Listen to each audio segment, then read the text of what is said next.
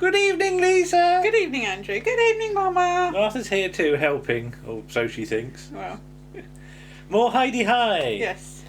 As we have Day of Reckoning by Terry Nation. As we start off, Jeffrey is being robotised and Ted and Gladys are leading the attack on Joe Maplin's flying saucer. No. Well, it might have been. No. Studio recording TC8, Sunday the 9th of November 1980, transmission Thursday the 19th of March 1981, 8 p.m, duration 29 minutes and 14 seconds, Okay. an audience of 15.55 million Wow. viewers.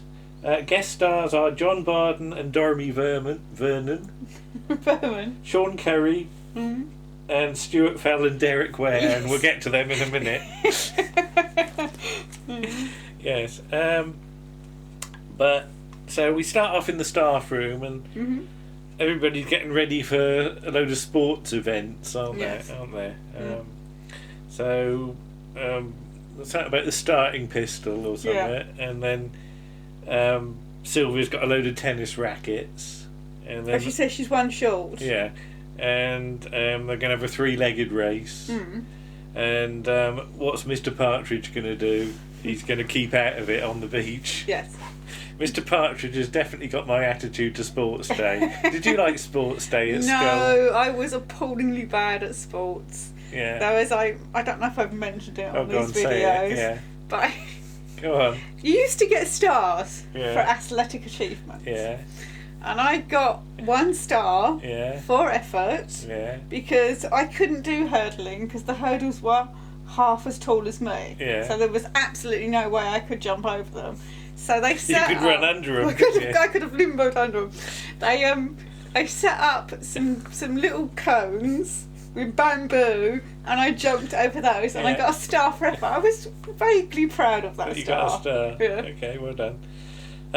So Gladys goes on the radio and announces the Grand Sports Rally. So yeah, they've also got an egg and spoon race and a donkey derby as well. So Yeah. I mean, I once went to my nephew's sports day, and I think it rained, yeah, and it was just uncomfortable. yeah. I mean, we don't have kids, so we don't have to do that sort of thing. We don't have sports days. Every day's a cat sports day Well, here. that's Martha zooming about, Yeah. and bouncing out off the window at Yes. like sort of 9 o'clock at night, and she gets overexcited. Which she does. So now we've got the pantomime horse, haven't we? Yes. As Spike and Fred sort of preparing it, and it was going to be Mary in the back, wasn't Yes. it? But she's otherwise She's occupied. doing the sack race. Funnily enough, so yeah, Peggy's going to be the arse, isn't she? She is.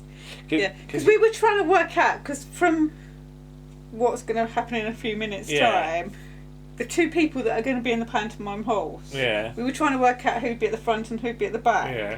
And of course, in this bit, Spike is at the front. Because he's the bigger Because one. he's the taller one, and Peggy's at the back, so obviously the So taller we person reckon is at the front. Derek Ware would be at the front and Yes. Stuart Fell would be at the back. At the back. For the rest of it. Yeah. Because I reckon they're in it in all They the are film probably, yeah, sequences. because you don't get your sort of actors to Yeah. do that, really.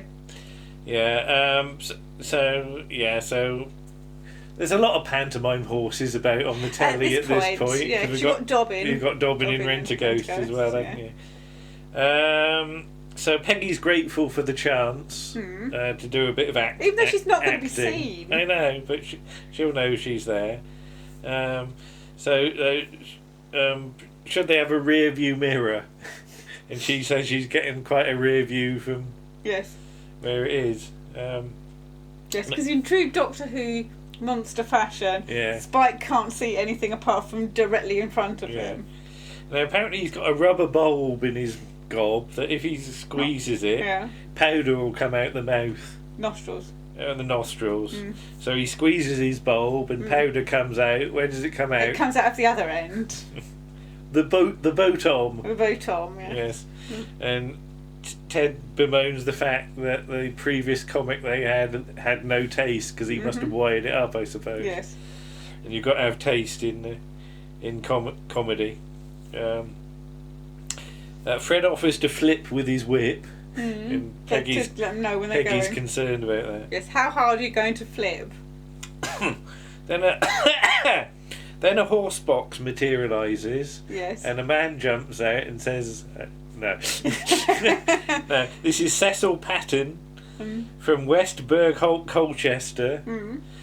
With his telephone number's Great Hawksley 253 and his van is PEV 886. I wrote all the details down. You don't get that in the book. No. Well, you might do, but I haven't looked.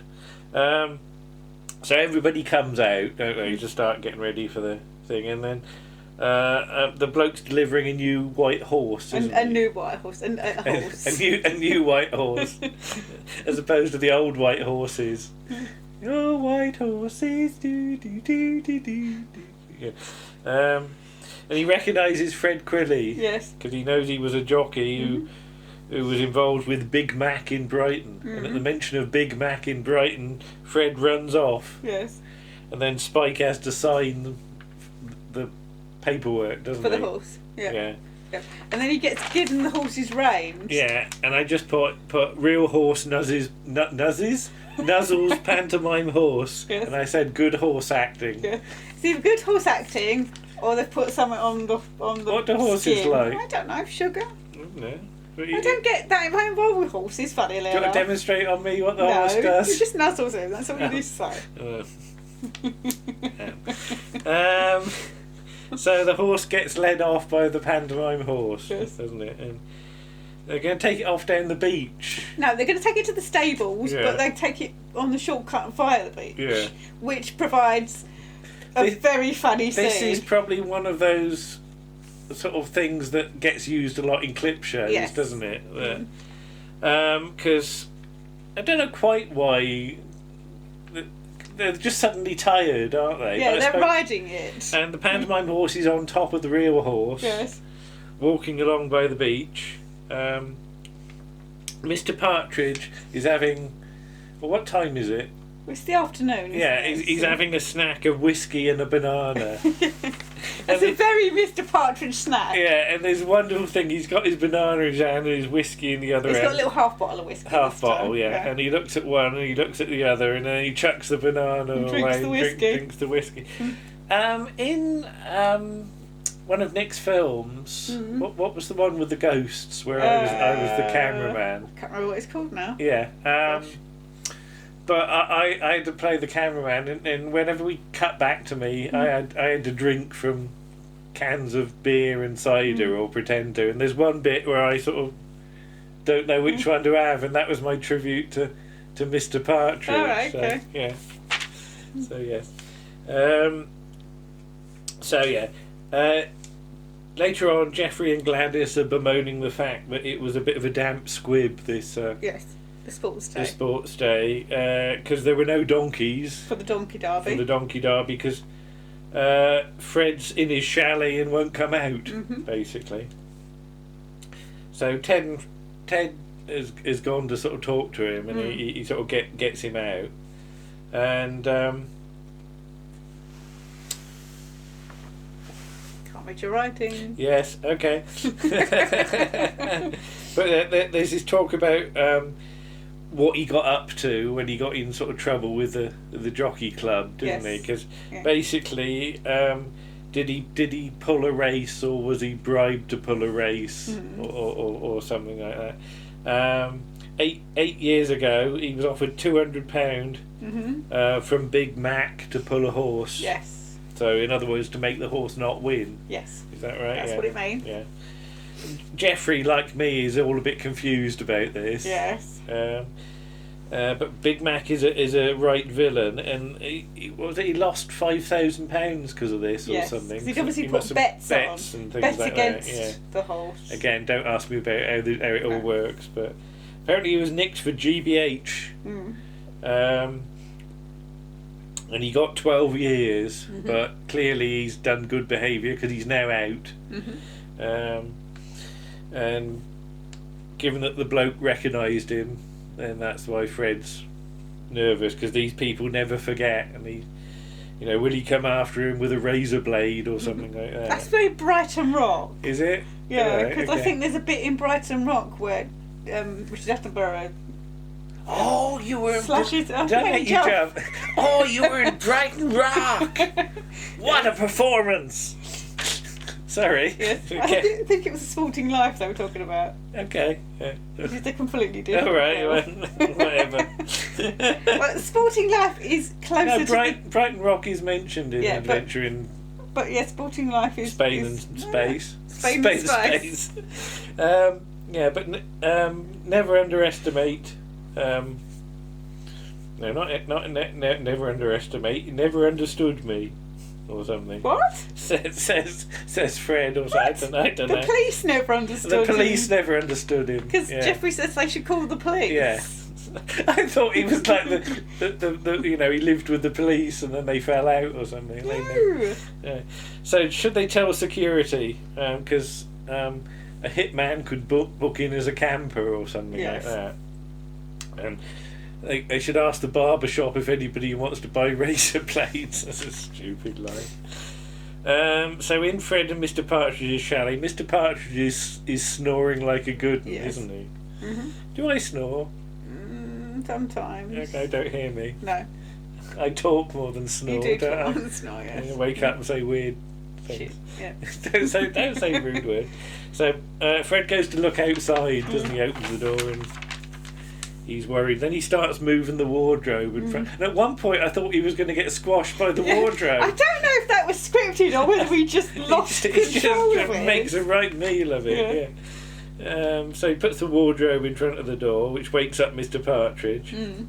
And he's put the light on and as well. He's put the light on, and he keeps seeing this razor blade in his sleep, doesn't he? And I like Mr. Partridge, who doesn't really give a damn. He says, well, you use an electric, so, basically why are you thinking about that? Fred is worried, but he doesn't smoke. But he eats sweets instead, and he's had 4 pounds of curiously strong peppermints. Yes. And then there's this debate about why they're called curiously strong. Not extra strong or very strong. When he breathes in, he's liable to blow the top of his head off. Yeah. And then he's worried about a Molotov cocktail coming in. And Mr. Partridge knows all about Molotov cocktails because they were named after Molotov, who was a Russian. Mr. Partridge. Fred says it's like living with a what? Lunatic. Oh yeah, I thought you said hermit. No, lunatic. Yeah, you're right. And also that made me think of Michael Palin. Why? Because Michael Palin plays Molotov in The Death of Stalin. Oh right, okay, yeah, I didn't get that. I was thinking of Chalice making his Molotov cocktail in The Seeds of Doom. Yeah. I've got 3 Boise sweets left, by the way. I should finish them all. So yeah, they can do wonders with plastic surgery, though. And then, it's really helpful, Mr. Partridge. As you said, he doesn't give a damn. And then Fred goes and sits on the chair in front of the wardrobe, which is in front of the door. Yes. Yeah. So Gladys is on the radio the next day, welcoming the lovely campers. No, the new campers, and saying that'd be lovely. And saying there's going to be a lovely legs competition. Oh, right, okay. That's where you get it from. Not the lovely campers competition. Sylvia's in Jeffrey's office. I nearly said Sylvia's in Jeffrey's orifice. I don't know how she'd do that. She'd need an attachment. But she says about this has got very strange. Will the other girls be allowed a chance to do the announcements? And there's talk about Gladys's homely voice. And Sylvia says Gladys sees her as a threat to because since Jeffrey's come,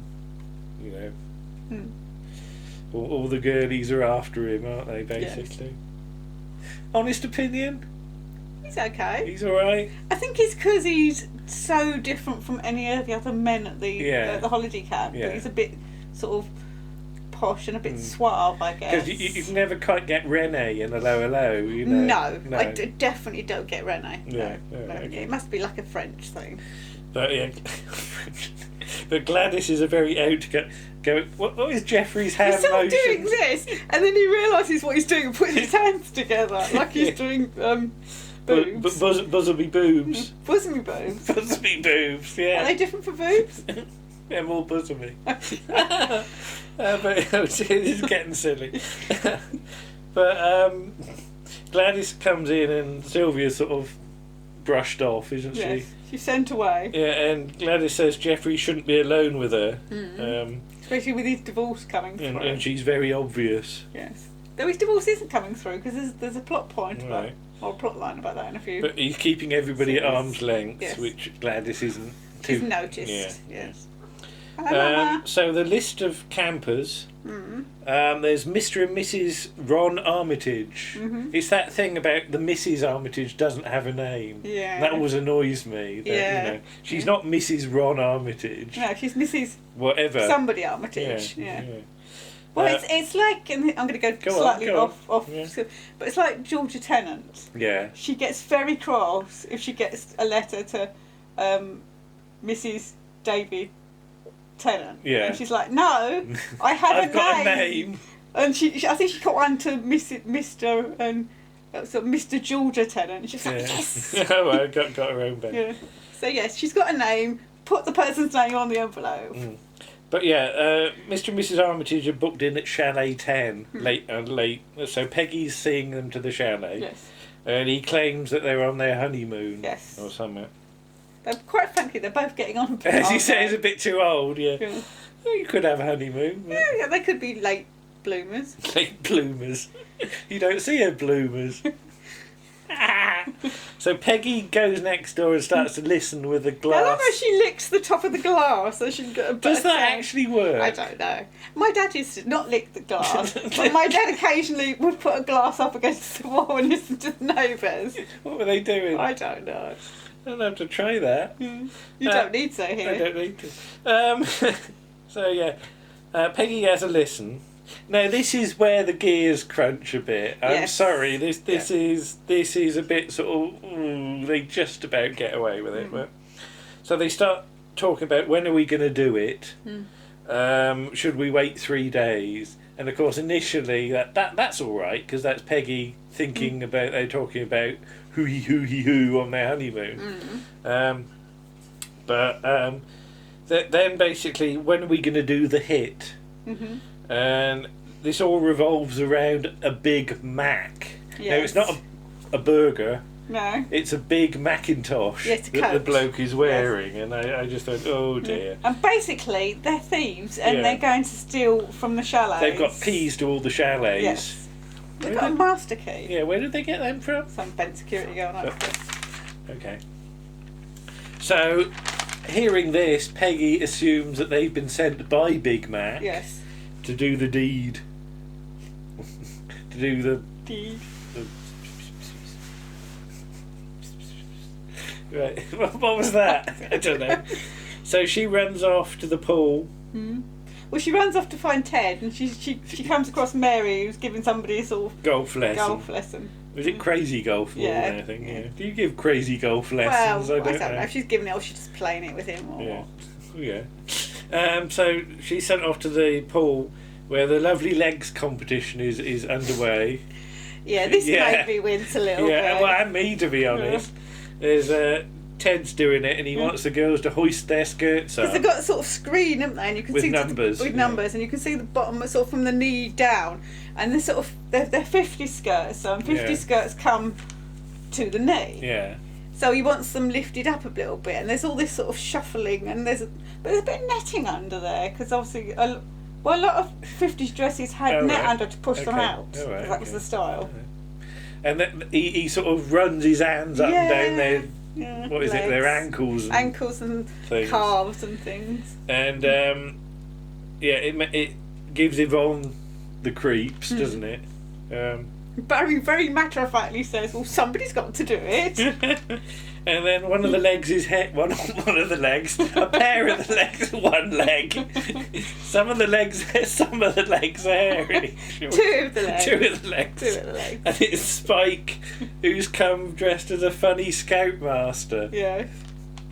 Something Farquhar, wasn't it? Yeah, something like that. Yeah, it's a bit rude. Yeah, he's doing a voice, isn't he? And he's doing he's got false teeth. He's doing a bird spotter's badge, and he gets chucked in the pool again. Yeah, I like his Dick Emery teeth. Yes, yes, they're sort of Dick Emery vicar teeth. Yeah, aren't that's they? right. Yeah. So Peggy starts crawling about in the legs. She's trying to get Ted's attention. Yeah, and she says about Big Mac and how she heard him talking. So so Jeffrey, Gladys, and Ted sort of start to discuss it, and Ted says he's a villain because and he knows a villain when he sees one. He knows a villain when he sees one, and he does come from Brighton apparently.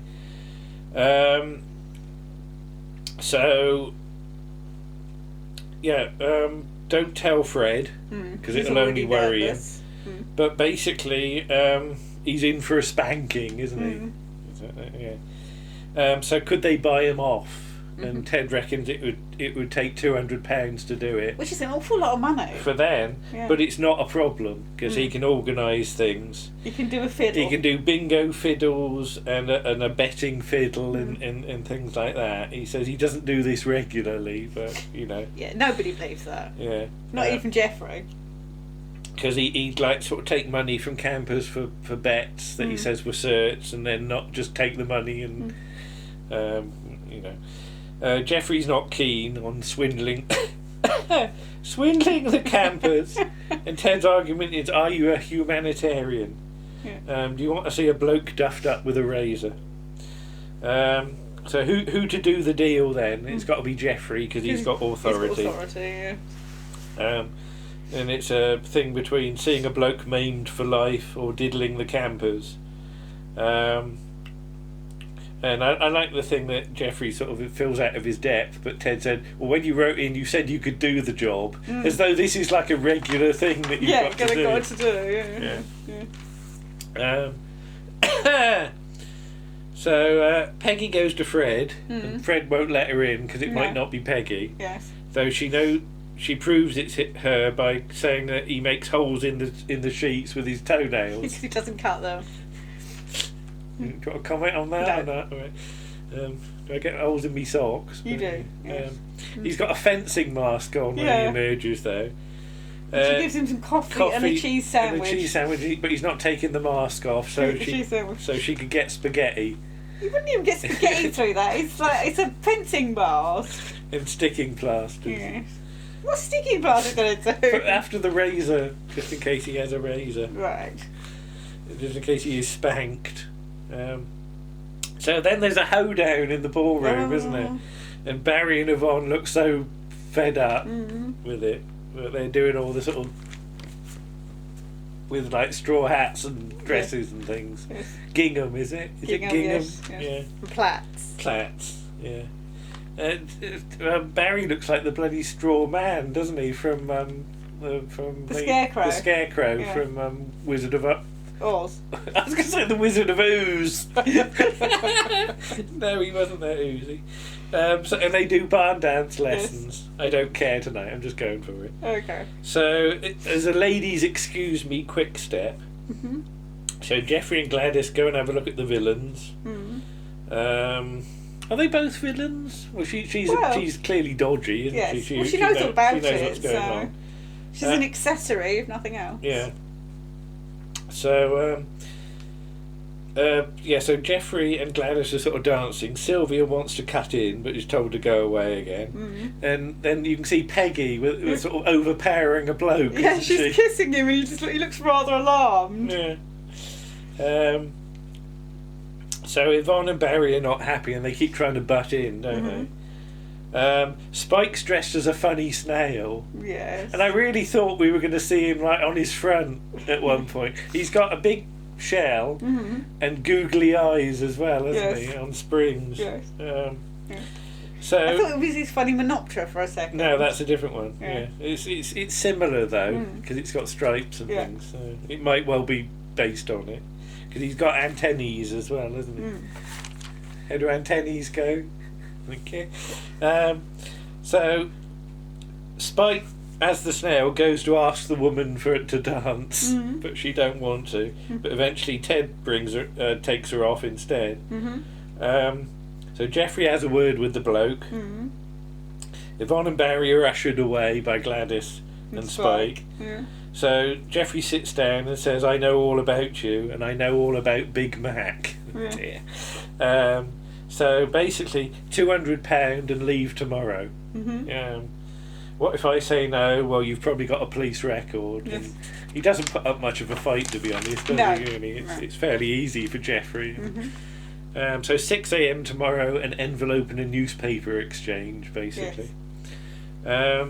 On the beach. So the woman comes back and he says wrong. Armitage says they're on to us. We've been rumbled. Yeah, £200 to keep his mouth shut because he's bent apparently. So next day, I was going to say half the blooming staff are there, aren't they? Because it's like Spike and Gladys and Ted and Geoffrey and Fred's hiding behind the shadows. I wanted to know whose dog it was because the dog wanders into shot. It's just a dog. It's a loose dog. It's a loose dog. Well, it's all right. It's gone for a walk.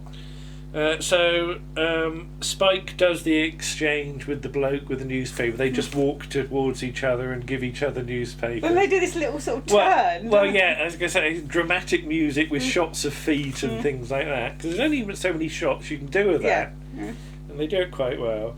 And they sort of twizzle round each other, don't they? And they almost go arm in arm, don't they? So they go back to whence they came.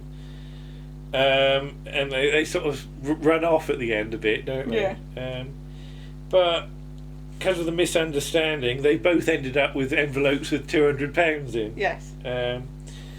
And Geoffrey sort of goes to run after them, waving the sort of paper and that. Waving the paper in the envelope, and they reckon it's a trap, so they drive off. I say, come back! Like that. So basically they've still got £200, so it's got to go back to the campers, except for maybe they could have some champagne to celebrate, and that's the end of the episode. Although in the end credits, Geoffrey's got some champagne, hasn't he? Which is a nice little detail. But quite a fun one, I thought. Yeah. As I said, the gears do crunch a little with the Big Mac misunderstanding. But they were on thin ice with that, I think, just as a plot. But the rest of it, I mean, the horse scene especially is magnificent. It is. Yeah. And I just like the funny snail. Yeah. I don't know why the funny snail is so funny. But it is. It's one of my favourite things. And of course, it gives a bit. And again, this is very much the Fred episode. We've had the Mr. Partridge episode. Now you get the Fred episode. You get the Fred episode. So you're right that people are get the story. That concentrates more on them. And the horse was a good actor too. It was a good actor, yes. Yeah. It was a good horse. Okay. Well, there we are. And what's the next one? Charity Begins at Home. Okay, we'll see about that one. Oh, you get Joe Maplin's first letter. Oh, is it the first letter from Joe Maplin? Yeah, this is the first time you actually get one of his letters read out loud. Oh, I'll have to write one for us, won't I? Yeah. Okay, see you again then. Okay. Bye-bye. Bye.